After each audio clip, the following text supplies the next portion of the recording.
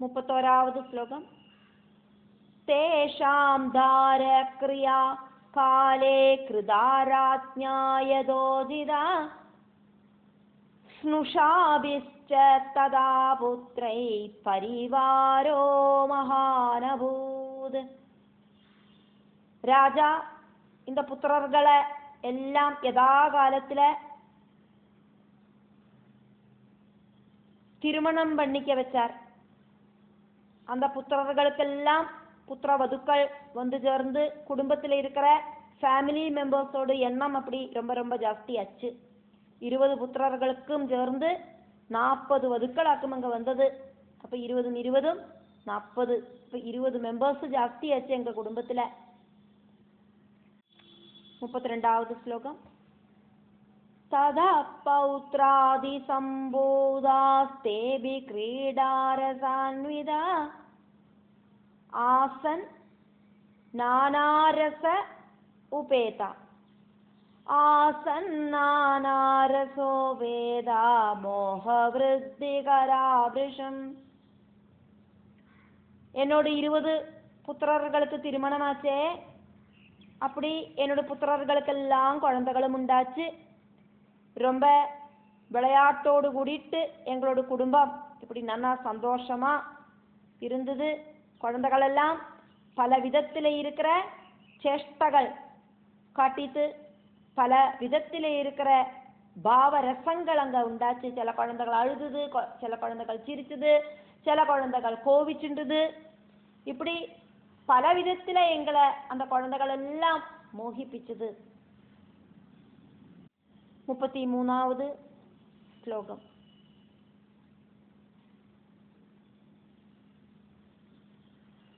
கதாஜித் சுகமைஸ்வர்யம் கதாஜித் துக்கமல்புதம் புத்ரேஷு ரோகஜனிதம் தேக சந்தாபகாரகம். சில டைம்ல சுகமாக்கும், சில டைம்ல ஐஸ்வர்யமாக்கும், இப்படின்னெல்லாம் தோணும். சில டைம்ல துக்கம் உண்டாகிறது, சில டைம்ல ஆச்சரியம் உண்டாகிறது. புத்திரர்களுக்கெல்லாம் நோய் வந்ததுன்னா தாங்க முடியாத அளவுக்கு துக்கமும் உண்டாச்சு. 34வது ஸ்லோகம். பரஸ்பரம் கதாசித்தே விரோதோ பூசுதாருணா புத்ராணாம் ச வதூனாம் ச தேன சந்தாப சம்பவா. சில டைம்ல புத்திரர்களும் அவளோட மனைவிகளும் தமிழ பெரிய சண்டை மண்டை உடையும். அப்ப எனக்கு சங்கடம் வரும். 35வது ஸ்லோகம். சுகதுக்காத்மகே கோரே மித்யாச்சாரகரே விருஷம் சங்கல்பஜனிதே க்ஷுத்ரே மக்னோஹம் முனிசத்தமா.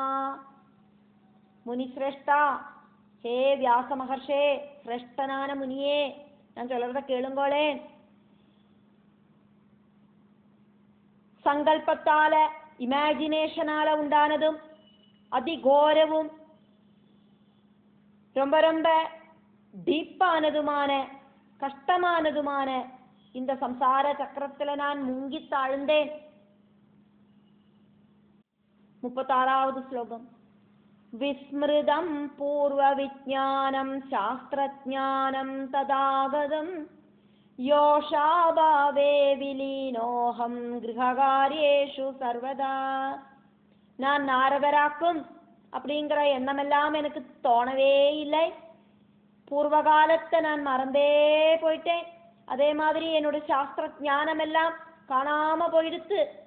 ஸ்திரீ அப்படிங்கிற நிலைமையில எல்லா விதத்திலையும் நான் அந்த வீட்டு வேலைகளில முழுகி போனேன்.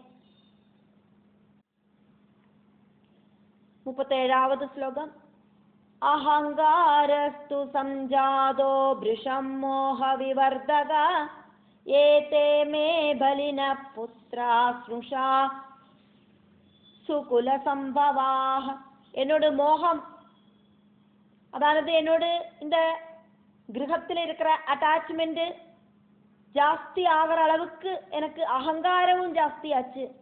இதெல்லாம் என்னோட புத்திரர்களாக்கும் எனக்கு அழகான பேர குழந்தைகளாக்கும் பிறந்திருக்கு.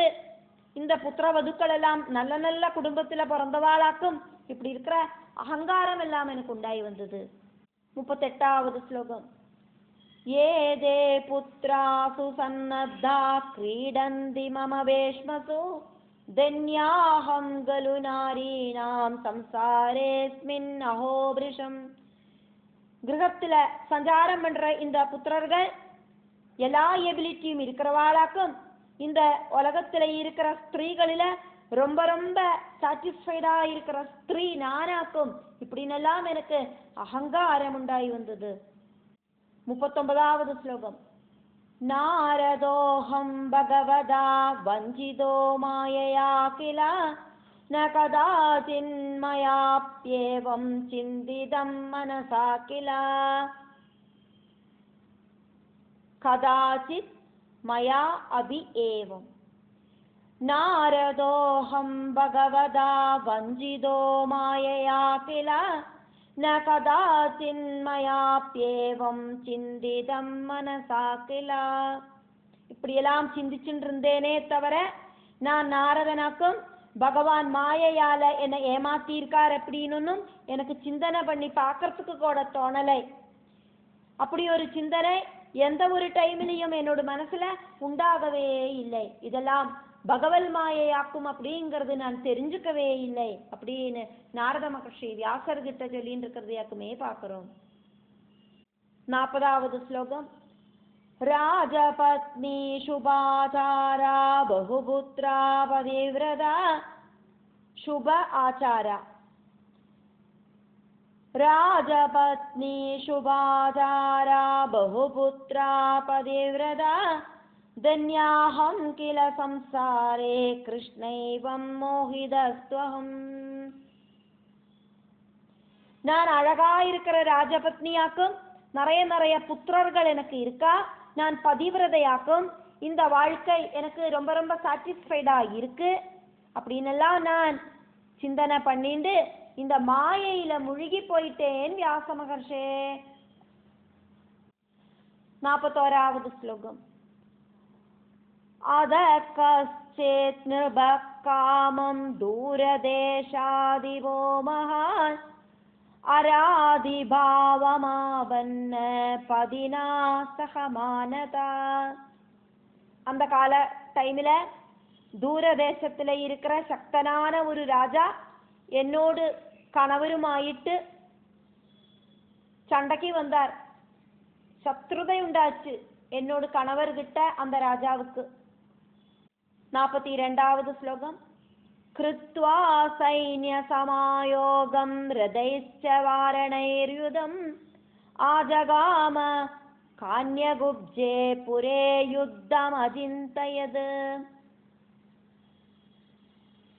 ரதங்கள் ஆனைகள் இப்படி இன்க்ளூடா இருக்கிற சைன்யங்களோடு கூடிட்டு கான்யகுப்ஜத்துல யுத்தத்துக்கு ரெடியானா அந்த ராஜாவோட சைன்யம். 43வது ஸ்லோகம். வேஷ்டிதம் நகரம் தேன ராஜ்ஞா சைன்யயுதேன ச மம புத்ராஸ்ச பௌத்ராஸ்ச நிர்கதா நகராக்ததா. சைன்ய சமேதனா இருக்கிற அந்த ராஜா எங்களோட நகரத்தை வளைஞ்சு பிடிச்சார். என்னோட புத்திரர்களும் பௌத்திரர்களும் எல்லாம் யுத்தம் செய்யறதுக்காயிட்டு அங்க அந்த யுத்த களத்துக்கு போன. 44வது ஸ்லோகம். சங்கிராமஸ்து மூலஸ்தத்ர கிருதஸ்தைதேன புத்ரகை ஹதாரணே சுதா சர்வே வைரிணா காலயோகதா. என்னோட புத்திரர்கள் அந்த சத்ருவான ராஜாவோட சைன்யத்துக்கிட்ட கோரமாயிட்டு பொருதி யுத்தம் பண்ணினா. அந்த யுத்தத்துல கஷ்டகாலம் நல்லாக்கி வேற என்னத்தை சொல்ல, என்னோட புத்திரர்களை எல்லாம் அந்த சத்ரு ராஜ்யம் இல்லாம பண்ணிடுத்து. 45வது ஸ்லோகம். ராஜா பக்னஸ்து சங்கிராமாதாகதஸ்வகிருஹம் முனே ஸ்ருதம் மயா மிருதா புத்ரா சங்கிராமே பிருஷதாருணே. ராஜா யுத்தத்துல தோத்து ராஜ கொட்டாரத்துக்கு திரும்பி வந்தார். கோரமான யுத்தத்தில் குழந்தைகள் எல்லாம் இறந்து போயாச்சு அப்படின்னு நான் அந்த டைமில் தெரிஞ்சுட்டேன். 46வது ஸ்லோகம். சஹத்வா மே சுதான் பௌத்ரான் கதோ ராஜா பலான்விதா கிரந்தமானாஹ்யஹம் தத்ர கதா சமர மண்டலே. என்னோட புத்திரர்களையும் பௌத்திரர்களையும் கொன்னுட்டு அந்த சத்ரு ராஜா சைன்ய சமேதம் திரும்பி போனோன நான் அழுதுண்டு அந்த யுத்த பூமியில போய் சேர்ந்தேன். 47வது ஸ்லோகம். திருஷ்ட்வா தான் பதிதான் புத்ரான் பௌத்ரான்ச்ச துக்கபீடிதான் விலலாபாஹமாயுஷ்மன் சோகசாகர சம்ப்ளவே. புத்திரர்களும் பௌத்திரர்களும் எல்லாம் அந்த யுத்த பூமியில விழுந்து கிடக்கிறத பார்த்து தாங்க முடியாத சங்கடம், துக்க சாகரத்துல துக்க கடலில நான் முழுகி அழுதேன். 48வது ஸ்லோகம். ஹா புத்ரா க்வகதாமே அத்யஹா ஹதாஸ்மி துராத்மனா தெய்வேனாதி பலிஷ்டேன துர்வாரேனாதி பாபினா. என்னோட புத்திரர்களே, நீங்கள் எங்க போனேன்? அந்த துஷ்டன் உங்களை கொன்னுட்டானே, விதி இப்படி விளையாடிடுத்தே, இதொன்னும் தடுத்து நிறுத்துறதுக்கு என்னால முடியலையே இப்படின்னெல்லாம் நான் சொல்லி புலம்பினேன், அழுதேன். 49வது ஸ்லோகம். ஏதஸ்மின்னந்தரே தத்ர பகவான் மதுசூதனா கிருத்வா ரூபம் திஜஸ்யாகாத் விருத்த பரமசோபனா. இப்படி நான் சங்கடப்பட்டு நிற்கிற டைம்ல பகவான் மதுசூதனன் ஒரு வயசான பிராமணனோடு ரூபத்துல ரொம்ப தேஜஸோடு கூடிட்டு அங்க வந்து நின்னார் என்னோட முன்னால. 50வது ஸ்லோகம். சுவாசா வேத விஸ்காமம் மத் சமீபம் சமாகத மாமுவாஜாதிதீனாம் சங்கிரந்தமானாம் ரணாஜிரே. நல்ல பியோர் கலர்ல வெள்ளை வஸ்திரத்தை தரிச்சுண்டு வேதஜானியான அவரு என்னோட பக்கத்துல வந்துட்டு அந்த யுத்த பூமியில படுத்துண்டு ரொம்ப ரொம்ப சங்கடப்படுற எங்கிட்ட இப்படி சொன்னார். பகவானே தான் அங்க வந்திருக்கிறது, பகவான் பிராமண ரூபத்துல வந்திருக்கார், அதனால அந்த பிராமணன் என்ன வாக்குன்னு சொன்னார் அப்படின்னு இங்க சொல்லப்படுறது. அதனால பிராமண உவாஜா. 51வது ஸ்லோகம். கிம் விஷீதசி தன்வங்கி பிரமோயம் பிரகடீகிருதா மோகேன கோகிலாலாபே பதிபுத்திர கிருஹாத்மகே. ஏ அழகி, நீ என்னத்துக்கு இப்படி அழறாய்? கணவர் புத்திரன் வீடு இப்படி இருக்கிற ரூபத்தில் இருக்கிற பிரம்மம் உனக்கு இருக்கிறதுனால அந்த மோகவலையில விழுந்து உனக்கு இந்த சங்கடம் எல்லாம் உண்டாகிறது அப்படிங்கறத நீ தெரிஞ்சுக்கோ. 52வது ஸ்லோகம். காத்வம் கஸ்யா சுதா கேமி சிந்தயாத்மகதிம் பராம் உத்திஷ்டரோதனம் தியக்த்வா ஸ்வஸ்தாபவ சுலோச்சனே. நீ ആരാക്കും இந்த புத்திரர்கள் ആരോടതാക്കും எல்லாம் உன்னோடு மாயாமோகத்தால தோணர்தம் படுத்தான் உனக்கு. அதனால நீ பரமமான ஆத்மகதிய சிந்தனை பண்ணு, படுத்து அழாதகி எந்திருந்து சொஸ்தமாயிட்டு உட்காரு அழகி அப்படின்னு அந்த பிராமணன் என்கிட்ட சொன்னார். 53வது ஸ்லோகம்.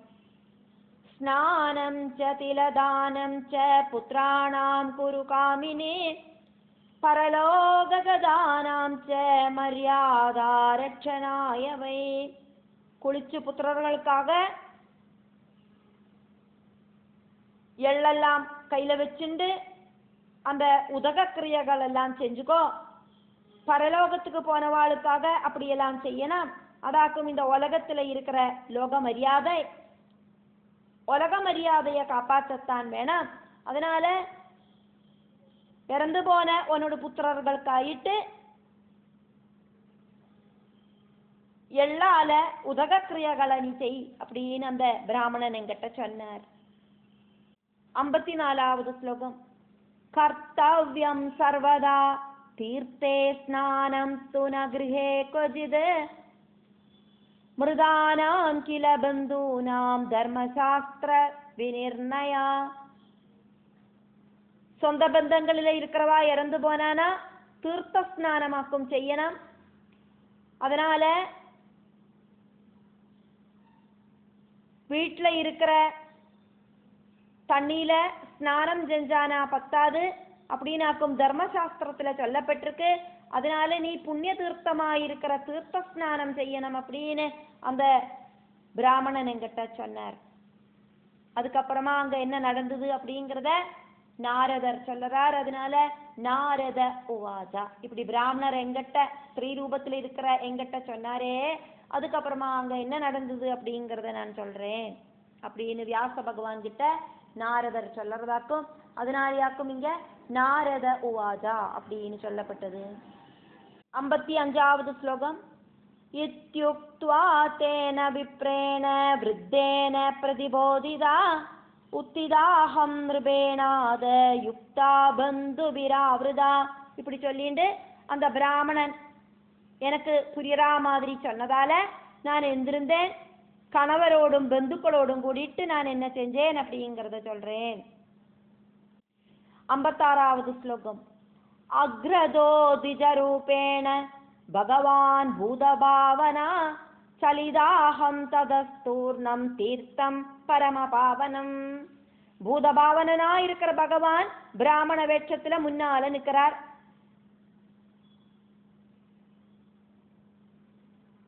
பகவானோடு பின்னால அந்த பிராமணனோடு பின்னால பிராமணன் முன்னால போக பிராமணனோடு பின்னால பரம பவித்திரமா இருக்கிற அந்த தீர்த்தஸ்தானத்துக்கு அதி ஸ்பீடுல நானும் நடந்தேன். 57வது ஸ்லோகம். ஹரேர் மாம் கிருபயா தத்ர பும் தீர்த்தே சரசி பிரபு நீத்வாத பகவான் விஷ்ணு திஜரூபி ஜனார்தனா. என்ன அந்த பாபங்கள் எல்லாம் இல்லாம இருக்கிற புண்ணிய தீர்த்தத்துக்கு பும் தீர்த்தம் அப்படிங்கிற சரசுக்கு என்ன கூட்டிட்டு போனார் அந்த பிராமணன். திஜரூபியா இருக்கிற பிராமண ரூபியா இருக்கிற பகவான் ஜனார்தனன் எங்கிட்ட காருண்யத்தோடு கூட்டிட்டு இப்படி சொன்னார். 58வது ஸ்லோகம்.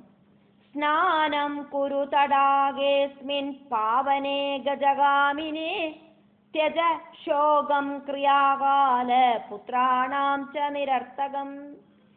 ஏ அழகி, தூய்மையான இந்த தடாகத்துல ஸ்நானம் செஞ்சுக்கோ.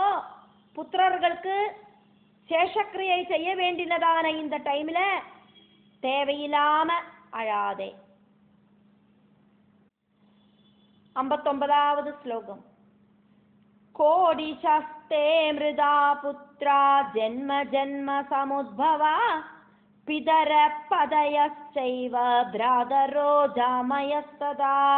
ஜென்ம ஜென்மாந்தரங்களிலே ஆயிட்டு உனக்கு கோடி கணக்குக்கு புத்திரர்கள் இப்படி இறந்து போயிருக்கா. எத்தனை ஜென்மமாக்கும் நீ எடுத்திருக்காய். ஒவ்வொரு ஜென்மத்திலேயும் உனக்கு புத்திரர்கள் உண்டாகும். அந்த புத்திரர்கள் எல்லாம் இதே மாதிரி தான் இறந்து போயிருக்கா. அதே மாதிரி கணவர்களும் சகோதரர்களும் பந்துக்களும் எல்லாம் உனக்கு எல்லா ஜென்மங்களிலேயும் உண்டாயிருக்கு. அந்த எல்லா ஜென்மங்களிலேயும் இருக்கிற எல்லாரும் இதே மாதிரி தான் இறந்து போயிருக்கா. அப்படி பார்த்தானா கோடிக்கணக்குக்கு புத்திரர்கள், கோடிக்கணக்குக்கு புருஷர்கள், கோடிக்கணக்குக்கு கணவர்கள், கோடிக்கணக்குக்கு பந்து மித்ராதிகள் இப்படி எல்லாம் உனக்கு இருந்திருக்கு. அது ஒன்றும் உனக்கு ஞாபகம் இல்லை, அவ்வளவுதான். அழாதே, அழுகைய நிப்பாட்டு. 60வது ஸ்லோகம். கேஷாம் துக்கம் त्वया காரியம் பிரமேஸ்மின் மானசோல்பவே விததே ஸ்வப்ன சத்ருஷே தாவதே தேஹினாமிஹ. இத்தனை கோடிக்கணக்குக்கு புத்திரர்கள் உனக்கு இருந்து இறந்து போயிருக்காளே, அதுல ஆரை நினைச்சாக்கும் நீ இப்ப துக்கிக்கணும். இப்ப கண்ணால காணற இந்த 20 புத்திரர்களை மட்டும்தானே உனக்கு காணறது. இதுக்கு முன்னால கோடிக்கணக்குக்கு ஜென்மங்கள் உனக்கு உண்டாயிருக்கு, கோடிக்கணக்குக்கு புத்திரர்களும் உனக்கு உண்டாயிருக்கா. நீ யாரை நினைச்சாக்கும் நீ துக்கிக்கணும். மனசுக்கு உண்டாகிற பிரமமாக்கும் இது, அதை நீ தெரிஞ்சுக்கோ. உண்மையல்லாத்த சொப்பன துல்லியமா இருக்கிற துக்கங்களை கொடுக்க கூடினதா இருக்கிற சரீரங்களாக்கும் இந்த ஜீவிதம் அப்படிங்கிறது. சரீரம் உண்டாகிறதுனாலேயாக்கும் ஜீவிதம் அப்படிங்கிறது உண்டாகிறது அப்படின்னு அந்த பிராமணன் என்கிட்ட சொன்னார். இப்போ நாரதர் வியாசர்கிட்ட சொல்லறார் அதுக்கப்புறம் அங்க என்ன நடந்தது அப்படின்னு. அதனால நாரத உவாச 61வது ஸ்லோகம். இதி தஸ்ய வஜ ஸ்ருத்வா தீர்த்தே புருஷ சம்யகே பிரவிஷ்டா ஸ்நாது காமாஹம் பிரேரிதா தத்ர விஷ்ணுனா. இப்படி பகவான் விஷ்ணுவோடு வாக்க கேட்டுண்டு ஸ்நானம் செய்யறதுக்கு பிரேரணை உண்டாச்சு எனக்கு. அதே சரசுல ஸ்நானம் செஞ்சுட்டாக்குமே நாரதரா இருக்கிற நான் பெண்ணாயிட்டு மாறினேன். இப்போ அதே சரசுக்குள்ள கொண்டு வந்து நிப்பாட்டி முழுகி எந்திரி அப்படின்னு பகவான் சொல்லறத அதை கேட்கறதுக்கு நான் ரெடியானேன். நான் புருஷம் அப்படின்னு பேர் இருக்கிற அந்த தீர்த்தத்துல இறங்கி முங்கறதுக்கு ரெடியானேன். 62வது ஸ்லோகம். மஜ்ஜனாத் ஏவ மஜ்ஜனாதேவ தீர்த்தேஷு புமாஞ்சாதட்சணாதவே ஹரிர்வீணாம் கரே கிருத்வா ஸ்திதஸ்தீரே சுதேஹவான்.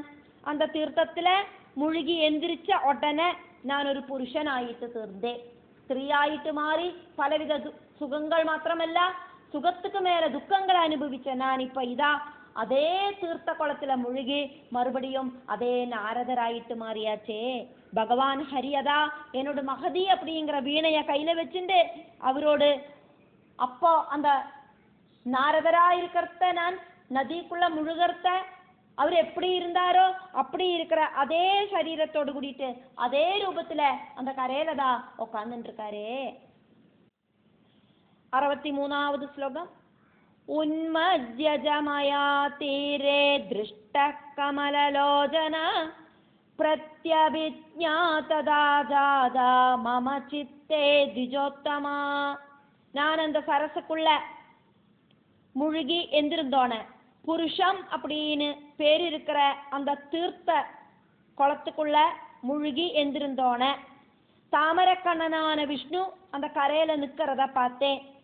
ஹே பிராமணா அப்படின்னு இங்க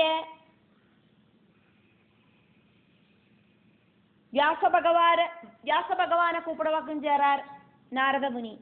திஜோத்தமா அப்படிங்கிறது வியாச முனிய நாரத மகர்ஷி கூப்பிடுறதாக்கும். ஹே பிராமணா, என்னோட மனசுல உடனடியா பூர்வஸ்மரணை உண்டாகி வந்தது. நான் நாரதராக்கும் என்னோட கையில் இருக்கிற மகதி அப்படிங்கிற வீணையாக்கும் பகவான் வச்சுருக்கார். அந்த பகவான் கூடயாக்கும் நான் கருடனோட மேலே ஏறிண்டு இந்த சரசுக்கு வந்தேன். அந்த பகவான் இதா நான் குளிச்சுட்டு வரத்துக்கு ரெடி ஆயிட்டு அங்க நின்றுட்டு இருக்கார். என்னையும் கூட்டிட்டு திரும்ப போறதுக்கு இந்த மாதிரி ஞாபகங்கள் எல்லாம் எனக்கு உண்டாகி வந்தது. தற்காலிகமாக குளிச்சு நிமிந்து வந்த எனக்கு தற்காலிகமான உண்டானதாக்கும் இந்த பெண் அப்படிங்கிற பாவம் அப்படிங்கிறதும் அதுலேருந்து உண்டானதாக்கும் அந்த பெண் சரீரம் அப்படிங்கிறதுல நான் பலவித சந்தோஷங்களையும் அனுபவிச்சேன். அதே மாதிரி பலவித துக்கங்களையும் அனுபவிச்சேன். தாங்க முடியாத துக்கம் இருக்கிற சமயத்துல பகவான் இதா என்னோட நேர முன்னால வந்து என்னை மறுபடியும் அந்த தீர்த்த குளத்துல முங்க வச்சார்.